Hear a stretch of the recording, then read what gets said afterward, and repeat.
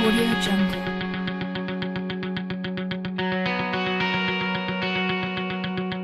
Audio Jungle.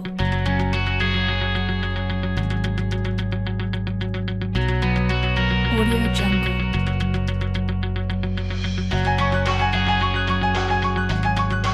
Audio Jungle.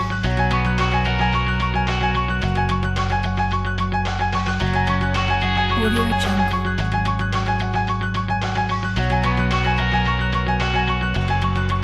Audio Jungle.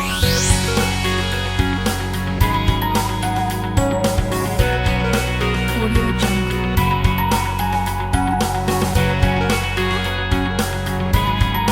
Audio Jungle. Bilang manager po, ano po sa tingin niyo yung ugali na nararapat sa pag-handle po ng business? Leadership, dapat nandun yung leadership. So, hindi ka makakapag-handle ng staff kung wala kang leadership and management skill. As a manager po, ano po yung may papayo niyo po para po sa amin po na katulad niyo? Na gusto mo pa namin maging tatlo. Ano no? Gusto niya maging manager din. Aral lang na mabuti kasi ako ginawa ko, working student, and then pagka-graduate, nag-apply ako as manager. So, yun naman, successful naman, na-hire naman as manager in just 3 years ata. Sa inyo po, ano po sa inyong entrepreneurship? Entrepreneur, siguro lang, alam mo kung paano i-manage yung business. Yun yung simple lang. Dito po sa business niyo po nito, ano po yung unique Actually, hindi po? ko siya business. Hindi. Hindi po. As a manager po dito, ano po yung sa tingin niyo yung unique po dito? Paano Dito po unique? sa business? Yung parang nag-stand out po from the rest na parang kasi di ba po marami po katulad nito parang clothes. Sa tingin niyo po parang ano po yung... Iba yung brand namin. Unlike sa other clothes na parang simple lang yung design. Sa amin kasi di ba may own designer kami. Yung iba kasi pina-purchase nila yung items nila galing sa ibang bansa. Yung sa amin may own designer kami. Audio Jungle.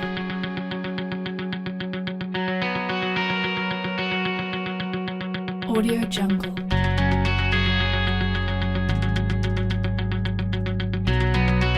Audio Jungle.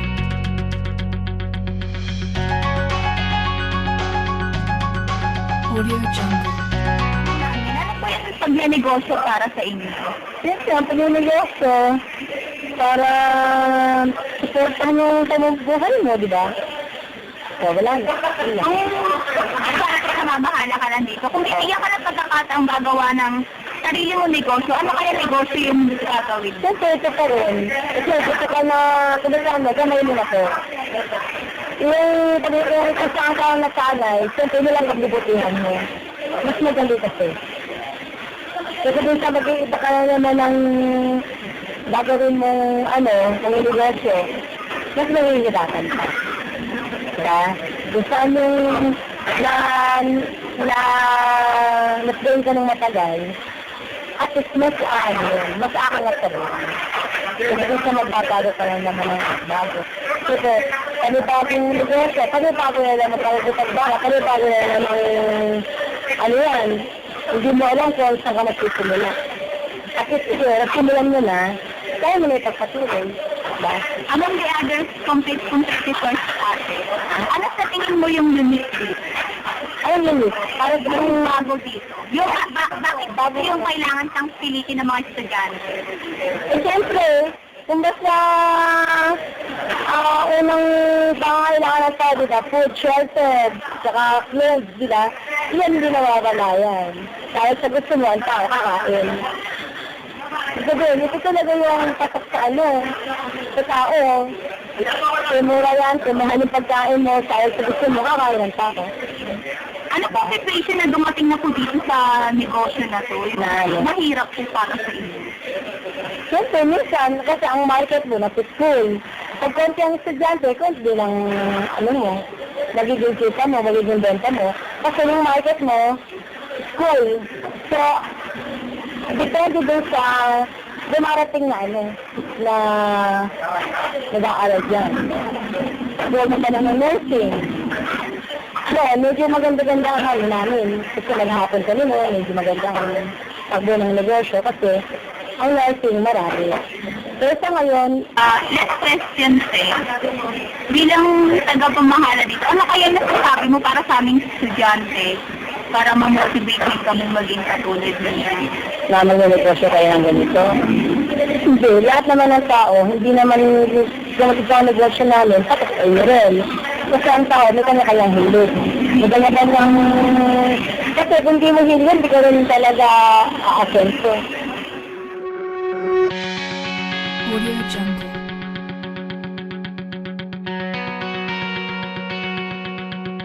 Audio Jungle.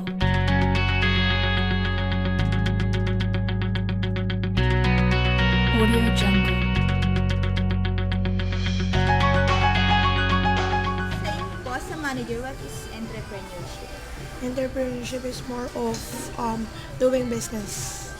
Aside from business is focus on not only the sales but the profit. Dito po sa business na to, ano po sa tingin niyo yung unique po? This kind of business. Kasi actually, for Tokyo, we're in the food and beverage industry. So, more of ang difference namin from other business is the focus on customer service. Ano po sa tingin niyo yung Mamukha na ba? Mamukha din ako. So, ano sa tingin niyo yung nakaka-encourage po saan? as a manager po? Encourage in what way? Yung nakaka-encourage po sa inyo bilang manager po. Na mag-work? Okay. Siguro more of yung co-workers. Kasi in our store, in-establish namin yung fun working environment. So, yun. I-enjoy po. Yung advice po ninyo para sa katulad po ninyong Managers? gusto maging manager. Okay. Kasi actually, kasi from training department kasi ako, and I handle managers. And actually, sinimilit lang ulit ako dito sa store. It's my, fourth month. Pero ang tinitrain ko, mga managers. Basically, ang challenge kasi sa mga dito sa store is yung pag-encounter ng mga customers. Yun yung pinakamahirap. It's very hard to satisfy and meet the expectations of the customers. So I would advise them if you really love working with people, if you really love meeting new people and giving service, then definitely being a manager or managing a food and beverage industry company is the right career for you. I thank you.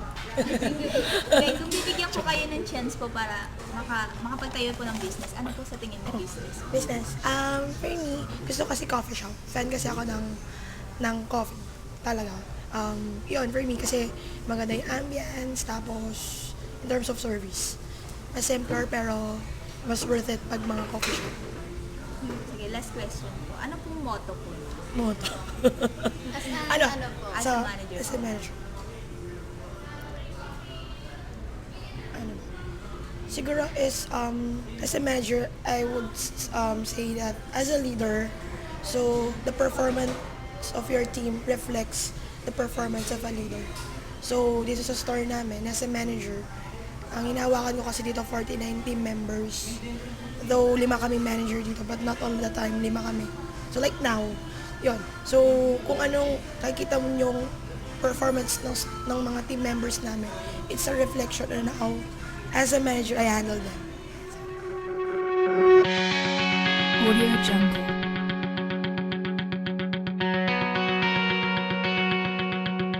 Audio Jungle.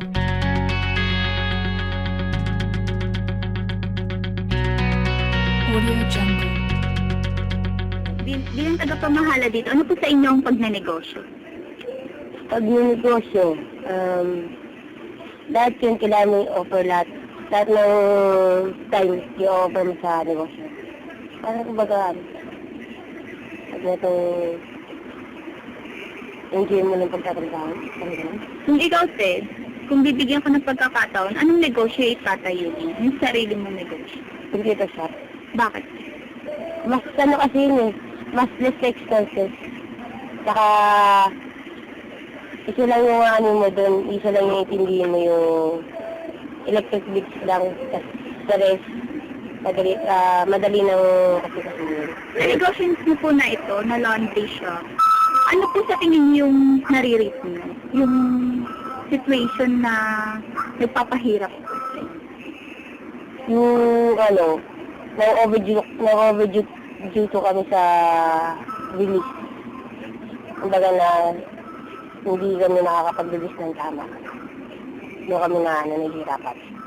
Ano po yung nagpapayo niyo po para sa amin kung mga estudyante na sa pagpapatakbo po ng ganitong negosyo? Payo ko lang, kung kukuha kayo ng isang business, titingnan niyo muna yung kung ano yung lesser expenses, tsaka mas tatak sa tao, kumbaga mas ano siya sa tayo. Paano niyo po namamanage yung time niyo dito? Paano niyo namamanage yung time niyo? Kaya, kung sa oras kasi, sabi natin, siyempre kasi ito kaya, overdue kami sa oras, kumbaga wala kaming tayo. Hindi kong employee niyo dito. Dalawa lang kami. Dalawa niyo. Audio Jungle.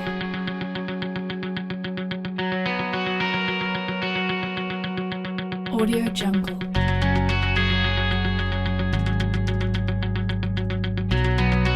Audio Jungle. Sa business po na to, as a manager, ano po sa tingin niyo yung unique po dito? Unique. Yung parang Kasi ito yung ano diba, innovation ng computer, IT. Kailangan talaga natin na hindi lang ng opisina, pati kayo, ng individual na estudyante, kailangan nyo rin talaga ng computer. So, yun yung unique sa business na to. Kailangan talaga sa lahat. Ano po kaya magandang maipapayo niyo para po sa amin po mga estudyante na maging katulad niyo po sa manager po itong business na to? Kasi ang ma-encourage ko sa inyo, Apo, may papayo po. hindi, unang-una dapat anong importanteng hilig mo. Kasi kung hindi mo siya hilig, wala sa puso mo, hindi mag-workout yun, hindi ka magiging successful. Kasi yung output mo, di ba, hindi mo siya gusto. So, much better kung ano yung talagang hilig ninyo, kung ano yung gusto ninyo, yun yung kuwanin ninyo. Tapos, yun, talagang hindi naman lahat magsisimula sa ano, diba? Lahat sa maliit lang. So, talagang kailangan may effort, sipag, tsaga. Yun. Ano po yung motto niya as a manager?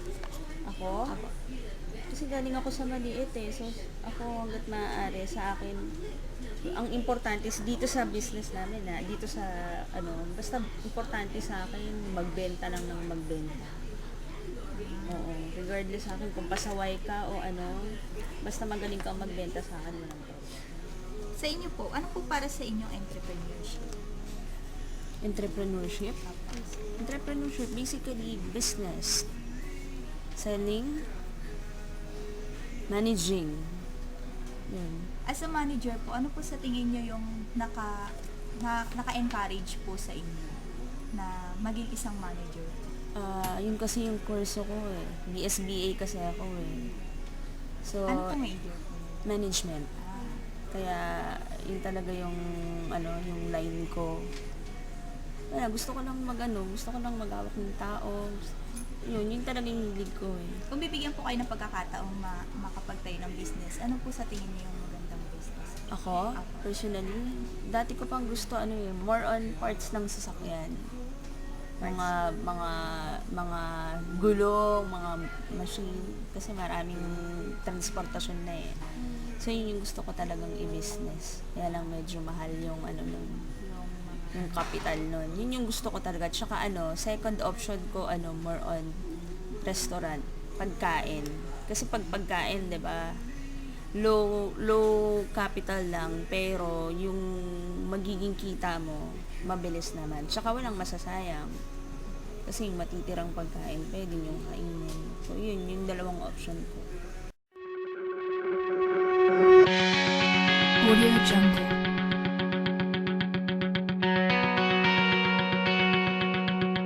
Audio Jungle.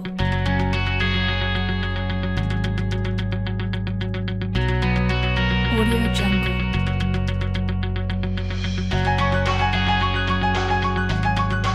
Audio Jungle.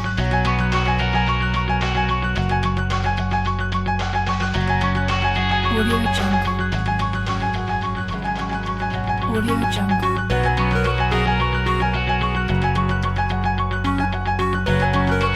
Audio Jungle.